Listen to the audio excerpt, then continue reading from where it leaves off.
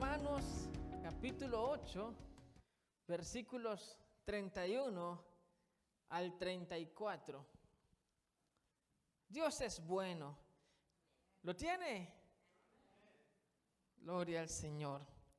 Vamos a leer en el nombre del Padre, del Hijo y del Espíritu Santo. ¿Qué pues diremos a esto? Si Dios es por nosotros, ¿quién contra nosotros? El que no escatimó ni a su propio Hijo, sino que lo entregó por todos nosotros, ¿cómo no nos dará también con Él todas las cosas? ¿Quién acusará a los escogidos de Dios? Dios es el que justifica. ¿Quién es el que condenará?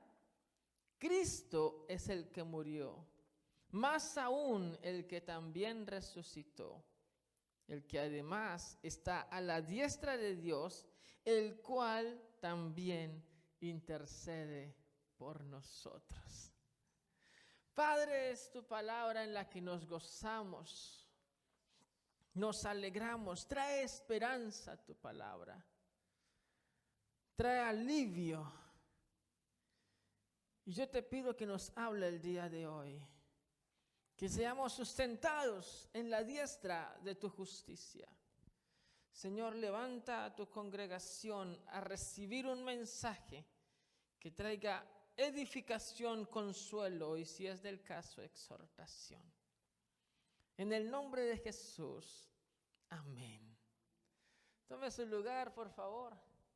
Usted sabe que me gusta leerle el mismo texto en otras versiones, ¿sí?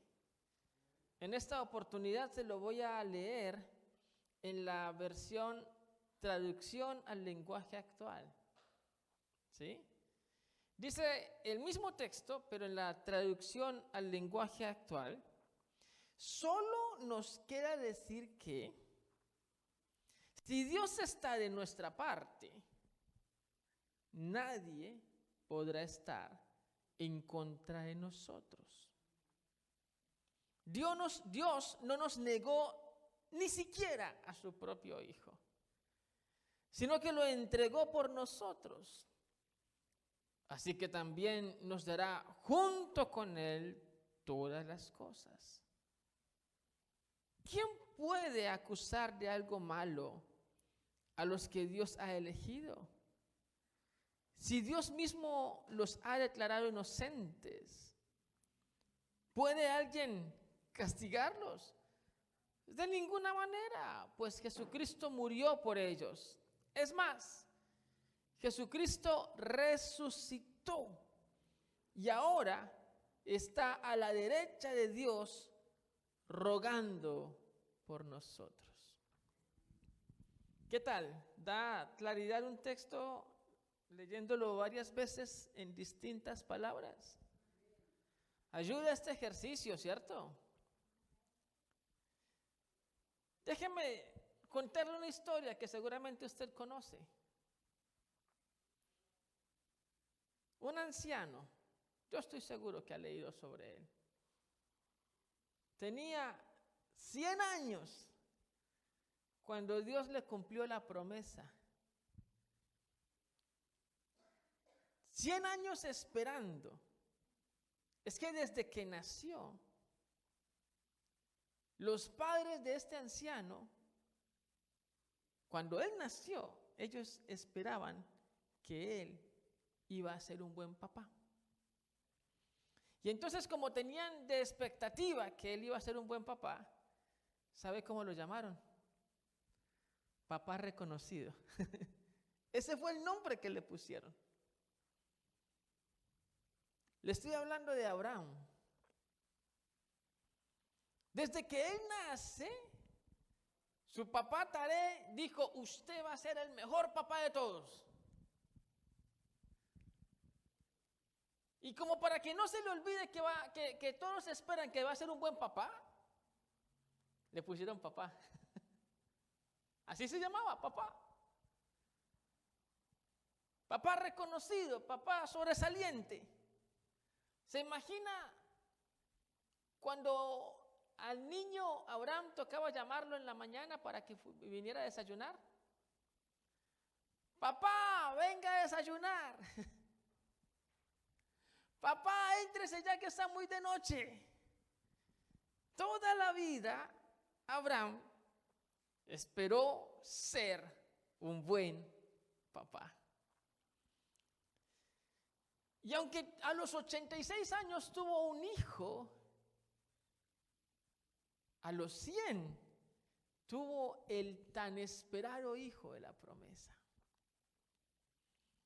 Ahora, este hombre a sus 100 años por fin podía sentirse plenamente realizado como papá, porque el hijo que tenía era el resultado, el fruto de él y el amor de su vida, Sara.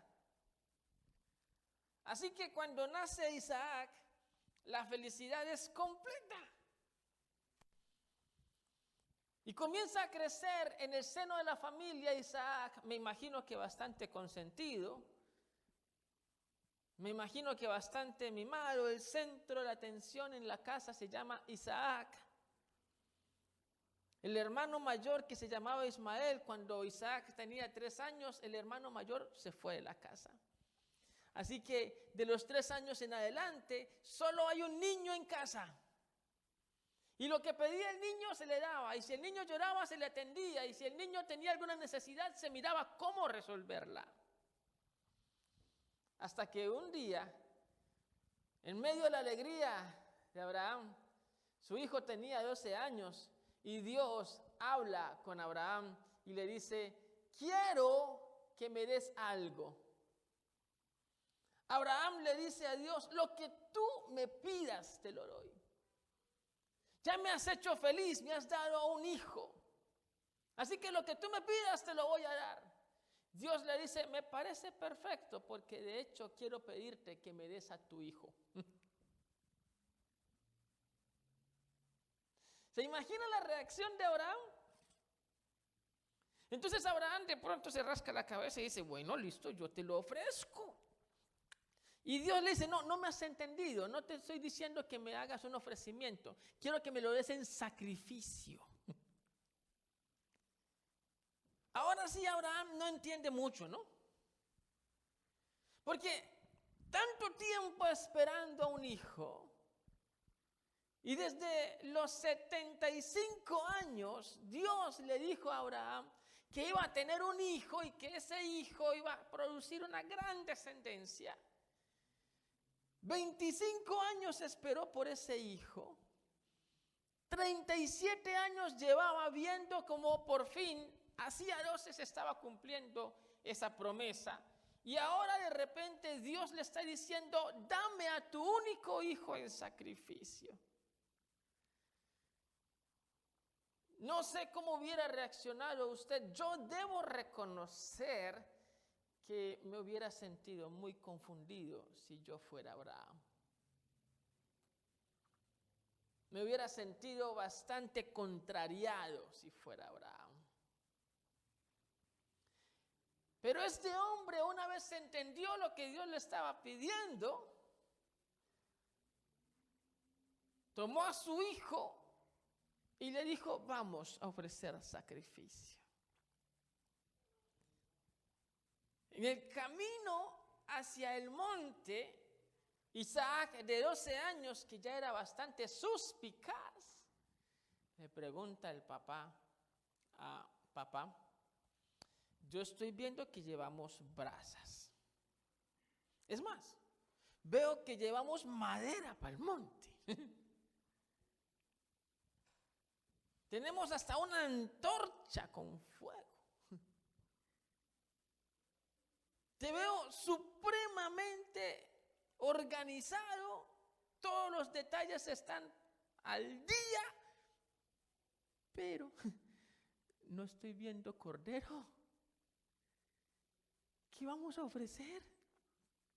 Y Abraham, con un toque de serenidad, le dice: tranquilo, hijo, Dios proveerá. ¿Qué podría estar pensando Abraham? Algunos dicen que con esta respuesta lo único que él hizo fue esquivarle a su hijo su inquietud.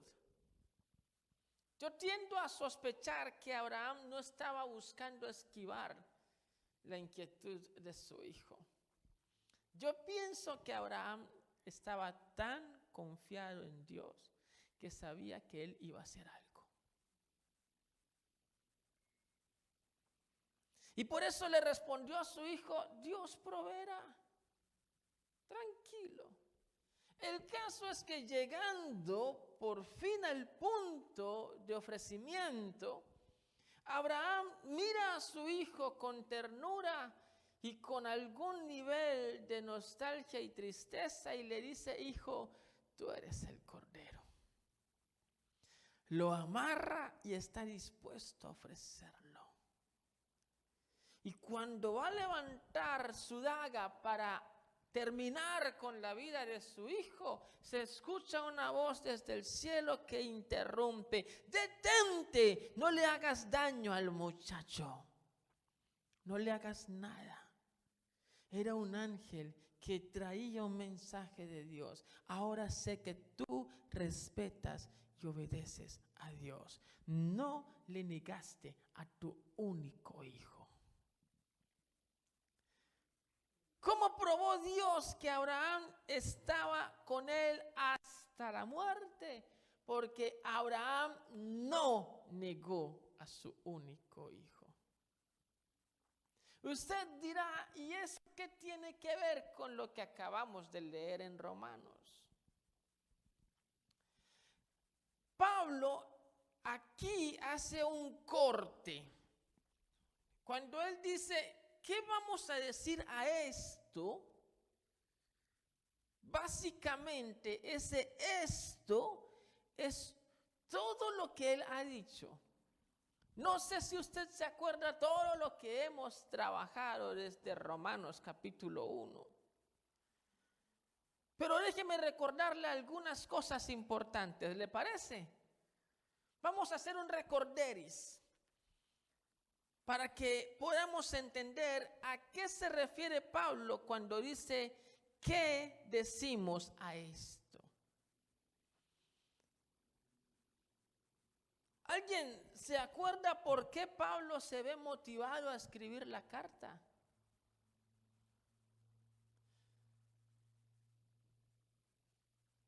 Mi don de sospecha me dice que no. ¿Qué hace que Pablo quiera escribir la carta? Bueno, recuerden, hay varias motivaciones y varias interpretaciones. Yo le estoy presentando una perspectiva, ¿correcto? Y esa perspectiva está basada en que la iglesia en Roma, en el año en que Pablo escribe la carta, el año 57, está fraccionada en dos porciones: los judíos y los gentiles. No se le olvide ese contexto que venimos abordando. En el año 49, 8 años antes de escribirse la carta, ¿sí?, el emperador de turno, que se llamaba Claudio, le dijo a los judíos: salen de Roma, se me van de Roma, ustedes son unos alborotadores. En el año 56, unos meses antes de morir, Claudio levanta el decreto de la expulsión y los judíos pueden retornar. Perdón, año 54. Entonces pasaron 5 años ausentes de Roma. Y la iglesia en Roma, que inicialmente estaba conformada principalmente por judíos, y los gentiles solo venían a mascar chicle a la iglesia, los gentiles no hacían nada. El que predicaba, un judío; el que cantaba, un judío; el que recogía la ofrenda, un judío. Todo lo hacían los judíos. Los gentiles solamente levantaban la mano y decían: gloria a Dios, aleluya. Cuando los judíos los echan, ¿sí lo recuerda? ¿Alguien está echando memoria o no? Entonces los gentiles dicen, ¿y ahora qué hacemos? Y toman la decisión de aprender. Y toman la decisión de tomar ese ejercicio de servir. Y lo hacen con convicción. Y durante 5 años los únicos que servían en la iglesia eran los gentiles. Y en esos 5 años los gentiles descubrieron algo que, insisto, que muchos entre nosotros se están negando a descubrir. ¿Qué cree que será lo que descubrieron? Descubrieron que servir a Dios es agradable. Servir a Dios trae gozo, trae plenitud. Descubrieron que servir a Dios, por supuesto que implica un esfuerzo, claro, pero a su vez, terminado el día, sientes que tus pulmones están llenos de aire, sientes que tienes propósito, que tienes sentido, te sientes feliz. Es como la semana pasada, cuando fuimos a predicar al parque. Íbamos con la sensación de que ni siquiera nos iban a recibir el paquetico de sándwich y soda que preparamos. Lo más probable es que ni nos van a querer recibir, ni nos van a hablar. Y aunque teníamos esa percepción de que tal cosa iba a acontecer, fuimos al parque. Y cada vez que nos encontrábamos con alguien que nos decía, sí, hábleme, sí, no hay problema, yo quiero escuchar. Y cada vez que entablábamos diálogo con una persona, wow, cómo se siente de bien. Terminada la jornada, varios de los que estaban allí decían, hay que volver a salir a evangelizar. Y te das cuenta que servir a Dios es agradable, es una cosa grata. Pero insisto, algunos creyentes están negando la oportunidad de descubrir eso. Pues los gentiles lo descubrieron porque les tocó. Ni modo, les tocó hacerlo. Pero una vez que lo descubrieron, se aferraron a servir a Dios. Y cuando retornaron los judíos, entonces los judíos ahora también querían servir, recuperar aquello que tenían. Y los gentiles ahora no querían soltarlo. Ahora los gentiles decían, no, espérate, yo también quiero predicar. Y había un problema, y es que en el marco de la predicación los judíos decían una cosa y los gentiles decían otra. Entonces, de alguna forma comenzó un debate para que los judíos ya no deben servir porque ellos son el pasado, son los de la ley, y la ley ya no importa. Y los gentiles, y los judíos decían, nosotros los judíos somos los que debemos servir porque somos el pueblo elegido por Dios. En cambio, ustedes no son elegidos, ustedes son insertados, son adoptados. Los hijos naturales tenemos más derechos que los adoptados. Y así empezaron a discutir. Y entonces Pablo envía una carta. ¿Ya está recordando o no? Cuando lo vuelva a preguntar, si se le olvida, ¿qué hago?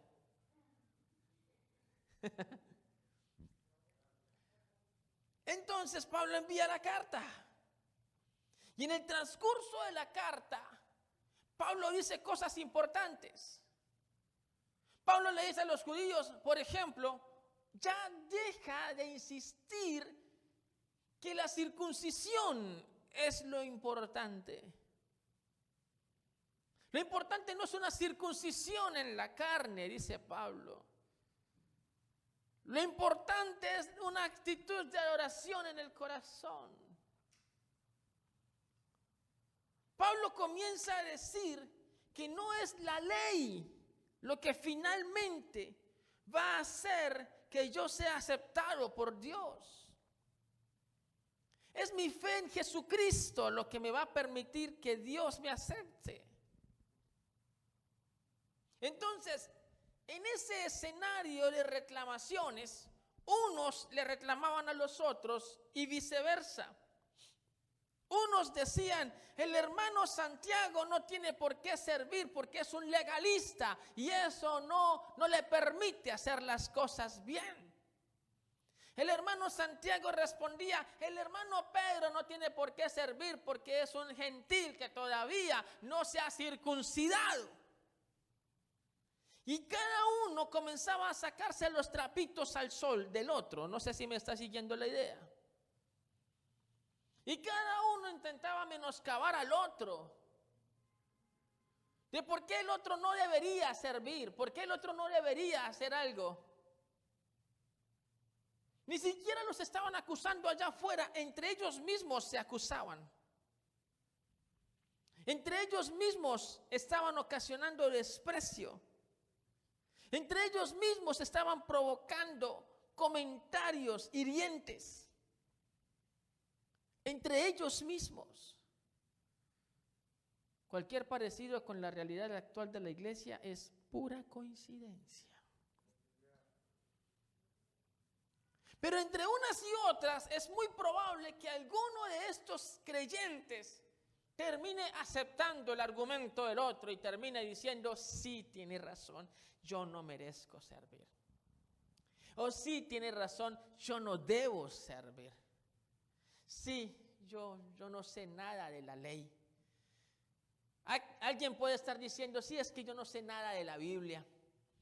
Sí, es que yo no tengo familia pastoral. Yo ni sé por qué quiero servir en la iglesia. Alguien puede estar pensando, sí, es que yo he sido muy malo. Sí, es que yo me he equivocado muchas veces. Todos tienen razón. Yo no debería hacer nada, yo más bien me quedo sentado, escucho y me voy para mi casita y sigo haciendo lo mío. Al final del día, este era el centro del conflicto en Roma. Muchas personas estaban cada vez más drenadas de su confianza en Dios. Cada vez más menguadas en su certeza de que Dios tenía un propósito con ellos. Al final del día, muchas personas estaban sintiendo que eran tan malos, que eran de una procedencia tan pobre o tan pagana, que no merecían tener un propósito en Dios. Yo no creo que Dios quiera hacer algo con mi vida, terminará concluyendo alguien. Entonces Pablo está hablándole a estas personas el grupo de acá y el grupo de acá. Y lo primero que hace es decirle a ambos grupos, ni tú ni tú. Es que ni ustedes, ninguno de ustedes merece un llamado de Dios. Esto no se trata por quién se circuncidó o quién no se circuncidó. Esto no se trata por quién está guardando la ley de manera intachable. Esto es un tema que va más allá y se centra en la fe. Pero luego Pablo va a decir que sí hay un grupo de personas a quien Dios llamó, a quien Dios aceptó, a quien Dios comisionó y les dio propósito, y a quien Dios les tiene reservada la gloria eterna. Sí hay un grupo de personas. Pero él vuelve a decir, no es un tema de que soy judío o soy gentil. Él dice que ese grupo de personas que Dios llamó y que Dios está glorificando, ese grupo de personas son aquellos que tomaron la decisión de amarle. Son aquellos que tomaron la decisión de aceptarle, de disponerse para que Él cumpla su propósito en su vida. Ese grupo de personas no se mide por procedencia o no se mide por antecedentes. Ese grupo de personas no se está midiendo en función de qué tan santo te ves ante los demás. Ese grupo de personas no se establece en función de quién tiene la mirada más alta, ¿Quién camina mirando más por encima del hombro? Pablo lo dice en Romanos 8:28, los que aman a Dios. Y si usted lee la traducción al lenguaje actual, usted se encuentra con que hay un complemento, los que aceptan el propósito de Dios. Pero por supuesto la inquietud puede seguir allí firme. ¿Cómo hago yo para creerle a Dios? Tanto su amor hacia mí, como por ejemplo que yo tenga la oportunidad de llevar un propósito delante de Él. Ya me convencieron los demás que soy demasiado pecador. Ya me convencieron los demás que tengo un pasado terrible, funesto. Ya me convencieron los demás que yo no tengo ninguna clase de esperanza de hacer algo bueno en Dios. ¿Por qué tendría que tener una certeza de que Dios cree en mí? ¿Por qué tendría que confiar que Dios tiene un propósito con mi vida? ¿Por qué tendría que asumir que eso es verdad? Yo creo que es verdad con el pastor se ve que es buena persona. Yo creo que es verdad con fulanito de tal, él viene todos los domingos a la iglesia y trae la Biblia. Pero conmigo no. Es que Dios sabe que yo tengo demasiadas dudas. Es que Dios sabe que yo a veces me siento confundido. Y yo alguna vez quise servir y alguien me dijo, ¿usted por qué está parado sirviendo? Y yo creo que esa persona tenía razón. Y alguna vez quise hacer algo en la iglesia y luego alguien me dijo, usted no, porque usted es pecador. Y yo creo que esa persona tenía razón. Entonces, ¿por qué habría de creer que tengo una certeza en Dios? ¿Por qué habría de creer que su propósito en mi vida se va a cumplir? ¿Qué me puede motivar a mí a aceptar esto? Y entonces Pablo ahí está diciéndoles, ¿qué diremos a esto? Esto es lo que les acabo de resumir. Ni judíos ni gentiles. El pueblo elegido está conformado por aquella persona que decide amarle. Y aquella persona que ha decidido amarle todavía puede conservar una duda. ¿Qué clase de certeza tengo de que Dios quiere glorificarse en mi vida? De que Dios quiere hacer algo conmigo. De que Dios quiere restaurar mi familia. ¿Qué certeza tengo de que Dios no me ha dado la espalda? Y entonces Pablo está diciendo aquí, si Dios es contigo, ¿quién es contra ti? Ahora, ese si Dios es contigo no es un condicional de duda. Es como cuando nosotros decimos, si llueve, no salgo. ¿Nunca ha dicho usted eso? Si está lloviendo, no salgo. Puede que esté lloviendo o puede que no esté lloviendo. Ahí estoy estableciendo un condicional de duda. Puede que pase o puede que no pase. Pero en realidad si Dios es conmigo no se traduce como un condicional de duda. Si Dios es conmigo más bien es un producto de una afirmación. La mejor manera de traducir esto es cuando usted y yo decimos, por tanto, como Dios está con nosotros, ¿quién contra nosotros? Pablo no está condicionando, no está poniendo una duda. Está diciendo un efecto lógico. Como Dios está contigo, nadie está contra ti. Pero entonces esa afirmación, Dios está contigo, por lo tanto nadie está contra ti. Alguien levanta la mano y dice, ¿y yo cómo sé que Dios está conmigo? ¿Y yo cómo sé que Dios me ama? Y normalmente esa mano levantada puede estar guardando dentro de sí intimidades. Intimidades que quizás no salen a la luz, pero dentro del corazón de esa pregunta está la complementación, o dentro del corazón de quien hace la pregunta está el complemento. ¿Yo cómo sé que Dios me ama si ayer pequé? ¿Yo cómo sé que Dios me ama si ayer estaba dudando de Él? ¿Yo cómo sé que Dios me ama si ya no tengo fuerzas para querer avanzar en este camino? ¿Cómo sé que Dios me ama si cada vez siento mayor y mayor desaliento?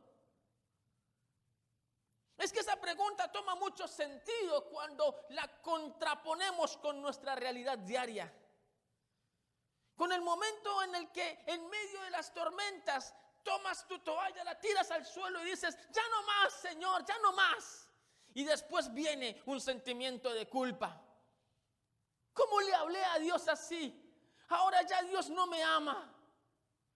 Y luego te encuentras a Pablo que está diciendo, Dios está contigo, por tanto, ¿quién contra ti? Y tú dices, sí, esa promesa es para el otro o para la otra, para mí no. Yo no sé si Dios me ama.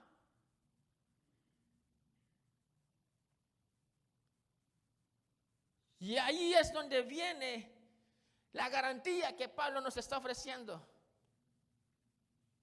Pablo está diciendo, versículo 32, el que no escatimó ni a su propio hijo.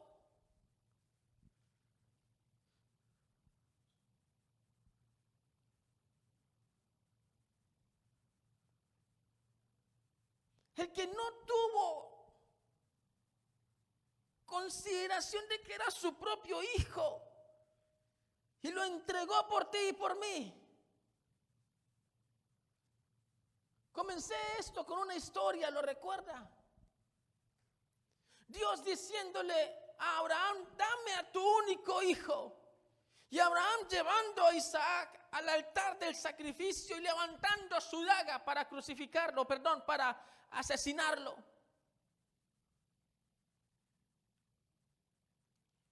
Y la intervención de Dios, no lo toques.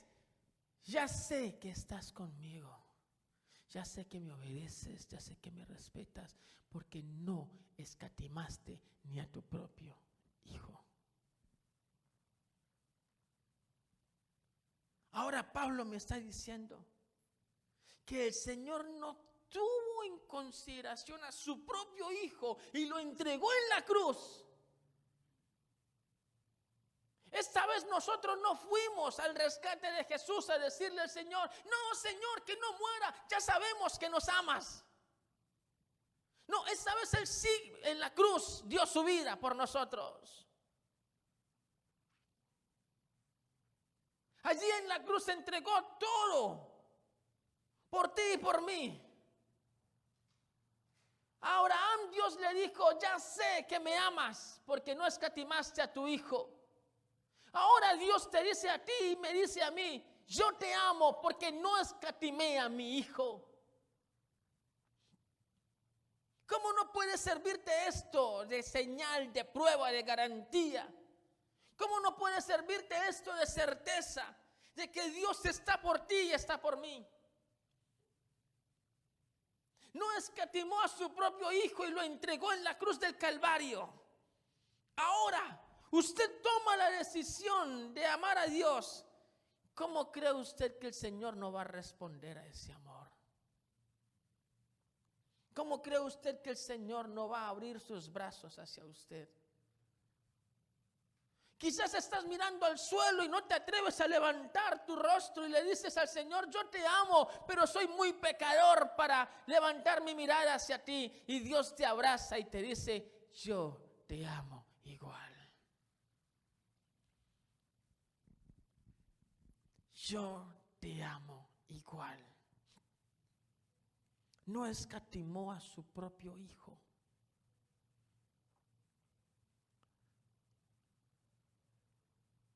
Hay diferentes posturas de lo que significa la expiación. El acto de no escatimar a su hijo implica que entregó el Padre a su Hijo en expiación por nuestros pecados. Hay diferentes posturas de lo que eso significa. Hoy yo no le voy a intentar explicar la variedad de posiciones interpretativas que hay al respecto. Hoy quiero explicarle un poco aquella en la que históricamente hemos creído. ¿Qué le parece? ¿Sí? Y esa teoría interpretativa, esa posición interpretativa de la expiación en la que creemos, se llama teoría de la sustitución penal. Se la voy a leer otra vez. Teoría de la sustitución penal. Recuerde, hay otras, pero nosotros creemos en esta. ¿Sí? Y se la voy a explicar nuevamente. Porque eventualmente usted cree en ella, conoce de ella, no le conocía quizás el nombre. Así que ya ha escuchado de ella. Y yo lo que voy a hacer es explicársela otra vez. Esta teoría considera que lo que Jesús hizo en la cruz fue un sacrificio vicario. Es decir, se entregó por nosotros,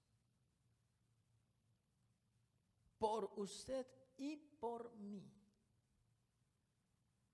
Y este sacrificio se hizo para satisfacer las demandas de justicia de Dios sobre el pecado.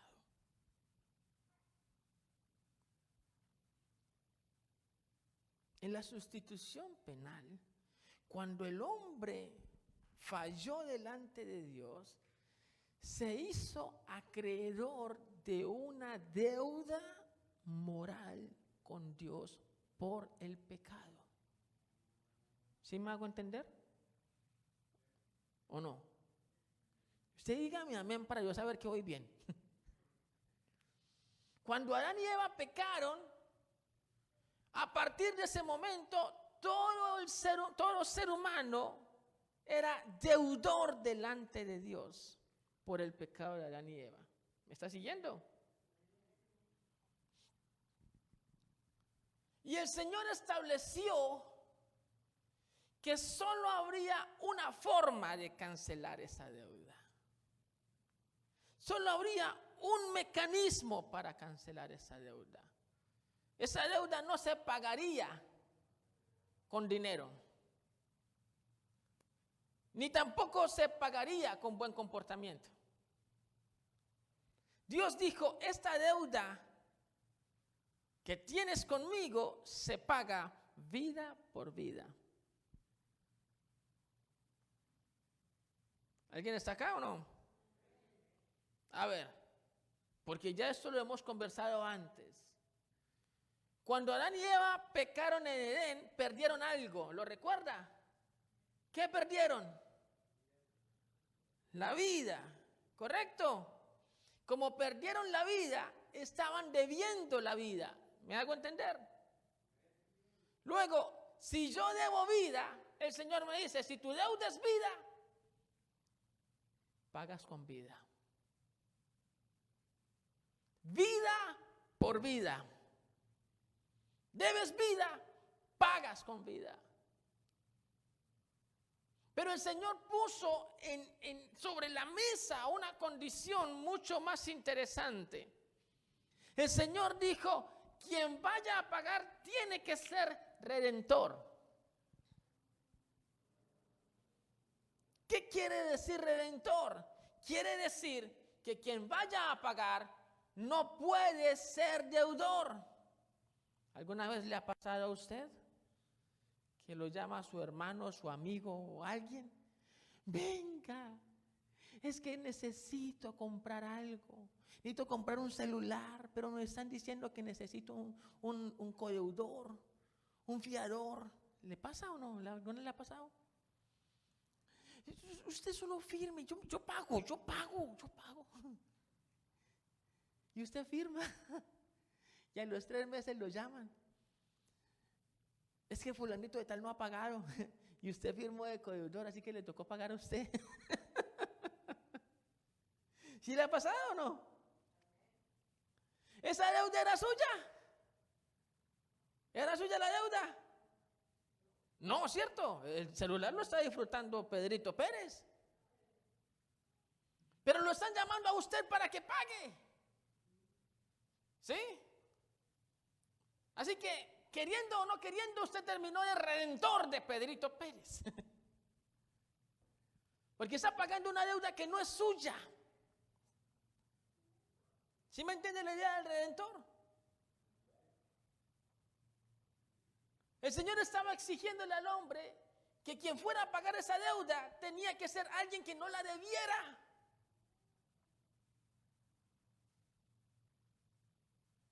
Así que ya eso complica las cosas porque todos pecaron, todos están destituidos de la gloria de Dios. Y en la teoría de la sustitución penal, el Señor dice, alguien que no esté endeudado con vida tiene que tomar tu lugar que estás debiendo y pagar esa deuda.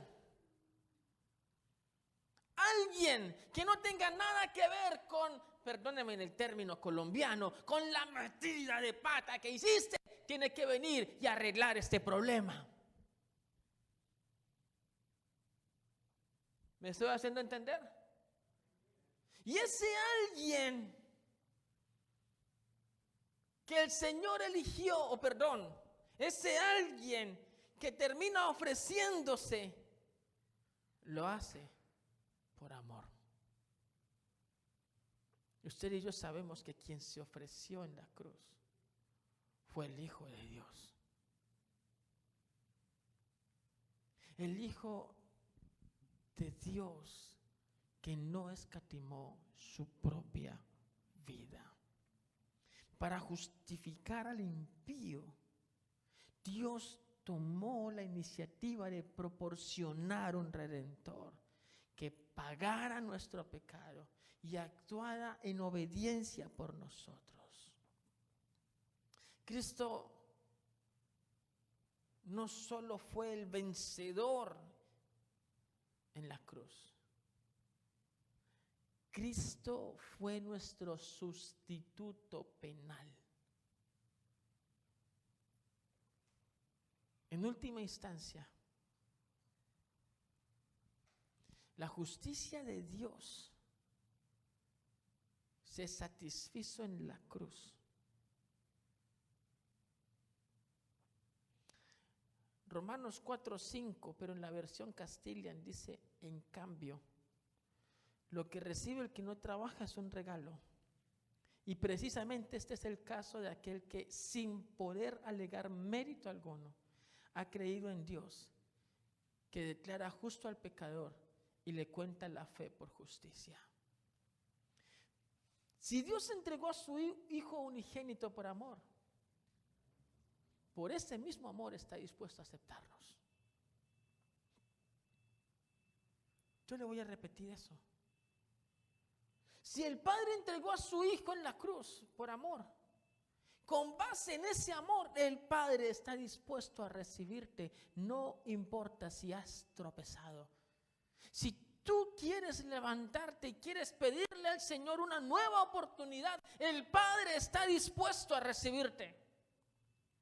No importa la procedencia familiar de la cual vengas.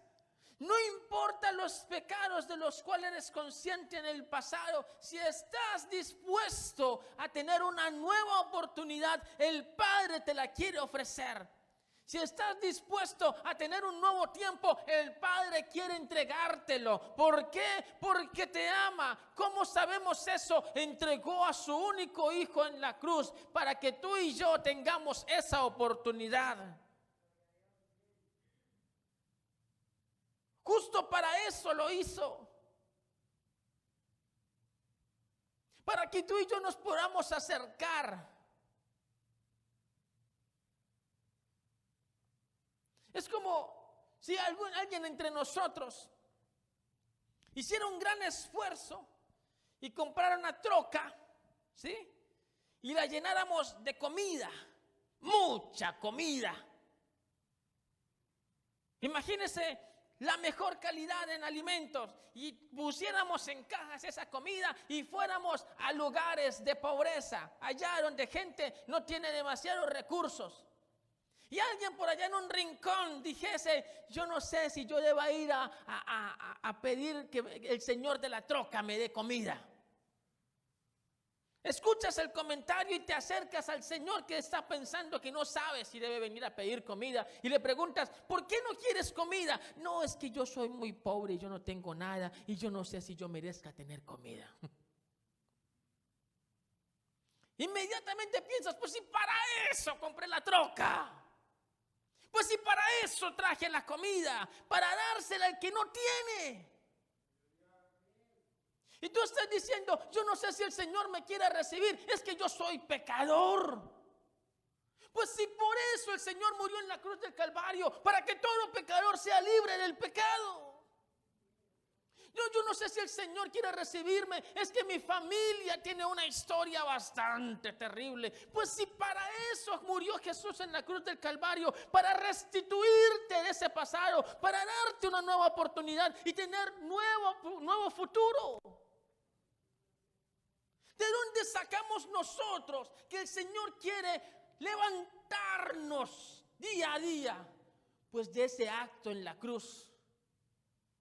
De eso que pasó en la cruz del Calvario, sabemos nosotros que hay nuevas oportunidades. Porque fue un acto de amor. Entonces Pablo hace una pregunta que usted y yo hoy debemos entenderla. Pablo dice, ¿quién acusará a los hijos de Dios? ¿Y por qué esta pregunta? Porque lamentablemente en la misma iglesia en Roma mucha gente se estaba acusando entre ellos. Tú no sirves, tú no puedes, tú no, tu familia, tu pasado, tu pecado, tú esto y tú aquello. Acusaciones aquí y acusaciones allá. Hay personas que llegan a la iglesia y en lugar de salir sanos salen más ahogados.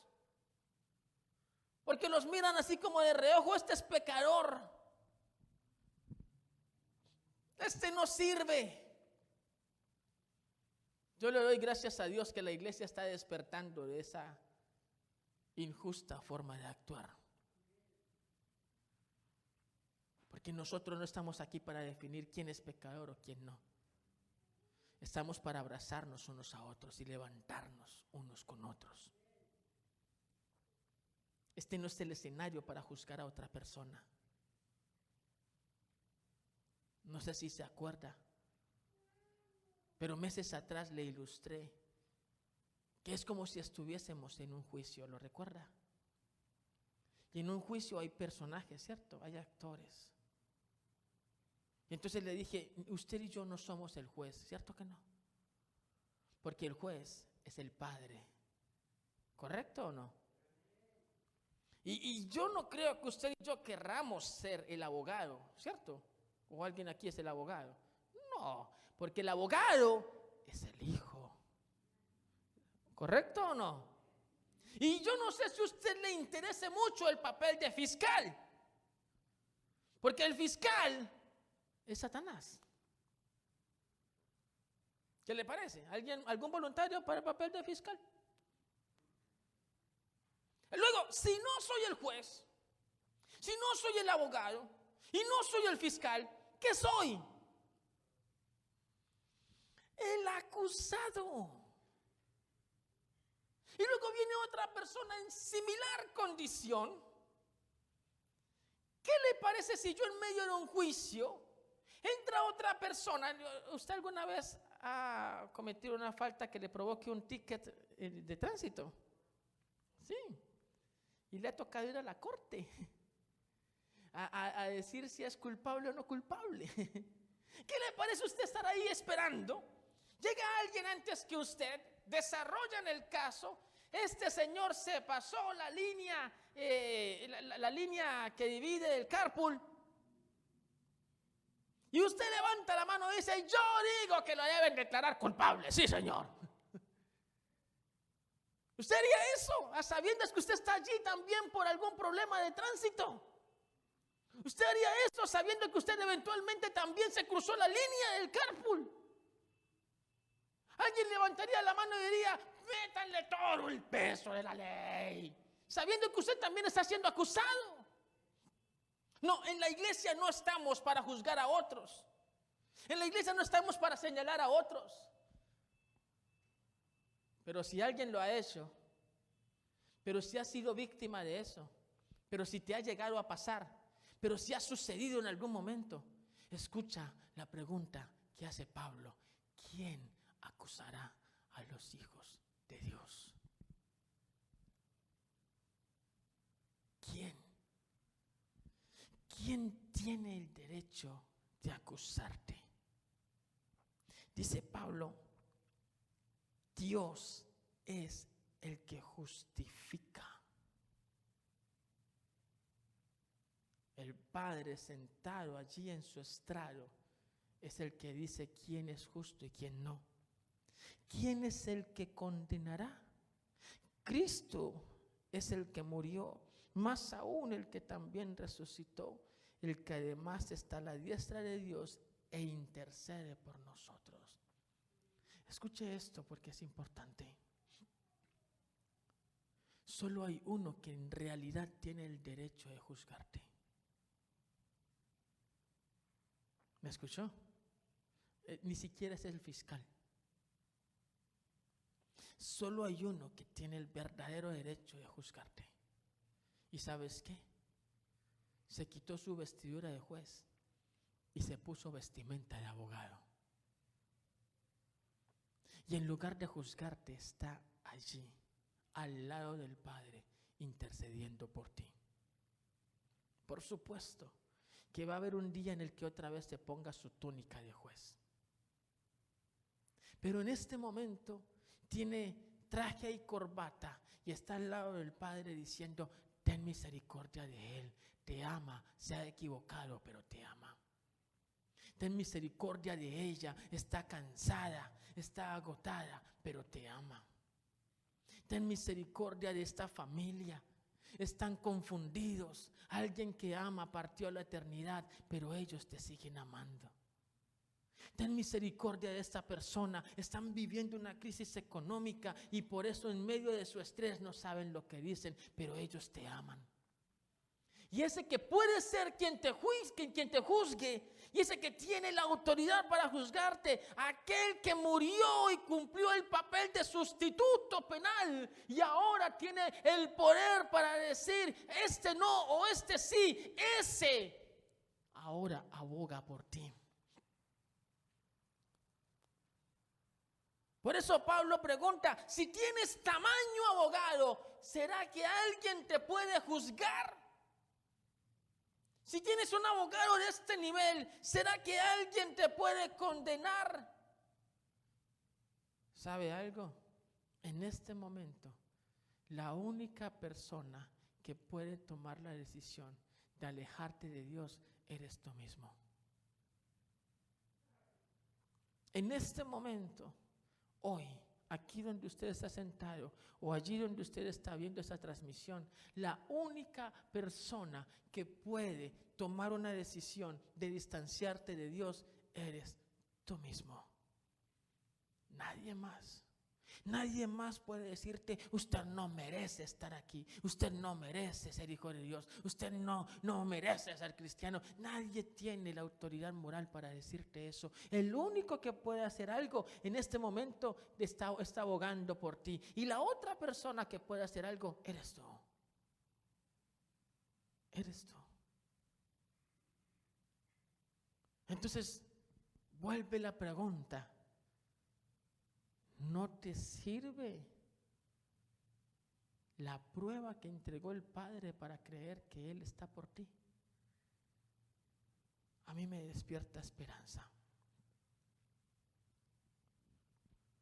Porque cuando el Padre me declara justo, no hay circuncisión, no hay pasado, no hay reclamos de ascendencia de familia, nada.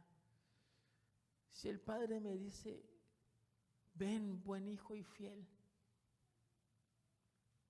Si el Padre me abraza,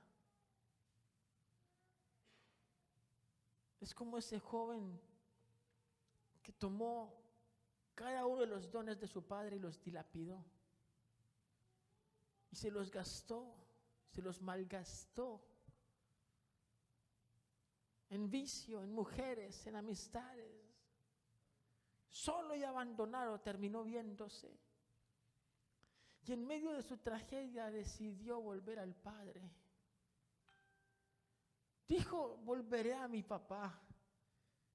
Que no me trate como hijo, aunque sea como siervo, pero volveré a él. No me siento digno, yo no soy nadie, pero voy a volver a él. Me he equivocado demasiado, pero voy a volver a él. Ofendí su misericordia, pero voy a volver a él. Ofendí su gracia, pero voy a volver a él. Y con cabeza agacha, acercándose al Padre mientras ni siquiera lograba concretar una frase clara para pedirle perdón. De repente ve al Padre a lo lejos y siente que el Padre no le va a recibir. Pero contrario a ello, el Padre sale corriendo y brazos abiertos le recibe y le rodea, le abraza con fuerza y le dice, hijo mío, tú que habías muerto ahora has regresado. Ven acá a la casa de tu Padre. El Padre era el único que podía decir que lo rechazaba. El Padre era el único que podía hacerle a un lado. Y el Padre abrió sus brazos y le recibió. El Padre es el único que puede decir que ya no te ama. Es el único que puede decir que ya no te quiere a su lado. Y contrario a ello, extiende sus brazos y te dice, acércate a mí y yo me acercaré a ti.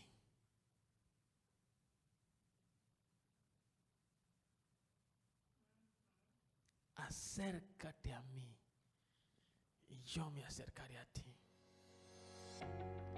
¿Qué tal si cierras tus párpados un momento?